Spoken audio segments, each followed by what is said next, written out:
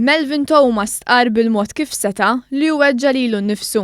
Iddikjara dan il-Kummissarju tal-Pulizija Angelo Gafa f'konferenza tal-aħbarijiet f'inqas minn 12-il siegħa wara li Melvin Thomas ittieħed l-isptar wara li sofra ġrieħi serji. Li s-Sur Arnaud, wieħed mill-ewwel li kien fuq il-post tal-inċident, irnexxielu anke jitkellem ma' s-Sur Thomas u saqsih speċifikament jekk għamilu xu dan il-ħsara fuq ġismu jew jekk kienx hemm xi ħadd li se tagħmilulu. U fiż-żewġ ċirkustanzi bil-mod kif seta' is-Sur Thomas irrisponda li kienu li għamel dan kollu u li ma kien hemm ħadd iktar involut. Dan kollu Melvin Thomas għamlu quddiem il-preżenza tal-paramediċi. Kien fid-9:09 ta' filgħaxija li l-Pulizija sabet lil Melvin Thomas b'sikkina f'idu l-leminija biġrieħi serji fonqu, feriti fil-kustilji tal-lemin u fil-polz tax-xelluk. Waħda mill-feriti fil-kustilji kienet fonda. Il-Kummissarju tal-Pulizija qal li mill-ewwel investigazzjonijiet kollox jindika li l-feriti li nstabu fuq il-middleman fil-qtil ta' Daphne Caruana Galizia kienu magħmulin minnu stess.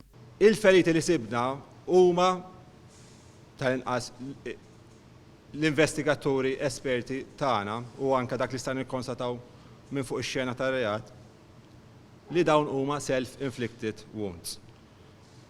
Ma rajna ebda minn dawk li jissejħu defensive wounds.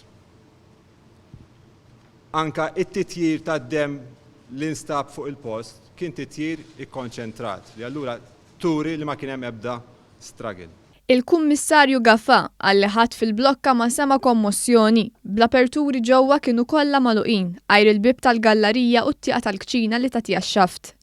Spjega kif kienet l-avukat ta' Thomas, Dr. Kathleen Grima, li ċemplet lill-Ispettur Keith Arnaud u qaltu li ma tistax tagħmel kuntatt ma' Melvin Thomas.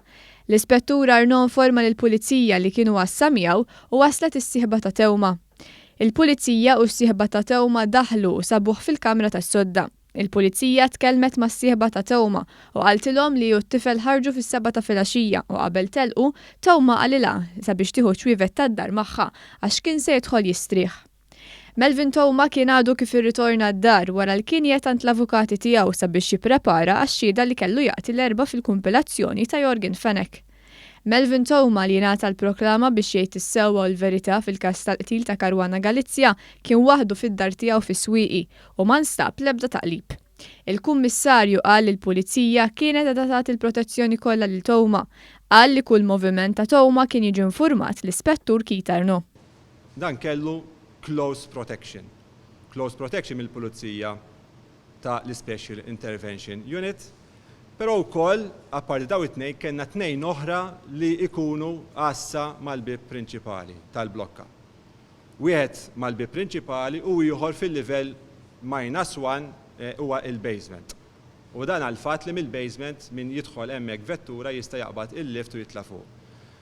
Kull moviment kien jiġi loggjat u fil-fatt dan ir-reġistru li għandna żewġ reġistri fil-fatt wieħed fil-basement u wieħed fil-bib prinċipali huma parti llum ingħataw lill-Maġistrat bħala parti mill-inkjesta. Mistoqsi mill-ġurnalisti Gafa qal li Thomas qatt m'għamel attentat simili. Fir-residenza tiegħu ma nstabet l-ebda droga u ma ħalla l-ebda nota ta' suwiċidju. Dwar is-sem tal-Europol, il-Kummissarju qal li l-Europol għadhom parti mill-investigazzjoni. Preżenti għal konferenza tal-aħbarijiet kien hemm l-assistenti kummissarji Martin Sammut u Sandro Gatt u l-Ispettur Keith Arnaud li l-koll għaddejjin bl-investigazzjonijiet tagħhom. Dwar dan il-każ inħatret ukoll inkjesta maġisterjali mmexxija mill-Maġistrat Astrid May Grima.